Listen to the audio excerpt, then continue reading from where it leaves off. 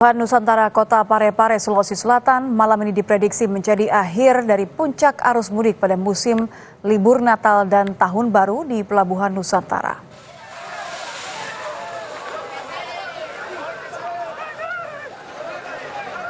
Para porter berlarian menyambut 3.000 pemudik yang baru tiba di Pelabuhan Nusantara Kota Parepare, Sulawesi Selatan Jumat malam.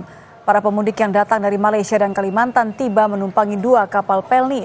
Malam ini diprediksi menjadi akhir dari puncak arus mudik libur Natal dan Tahun Baru.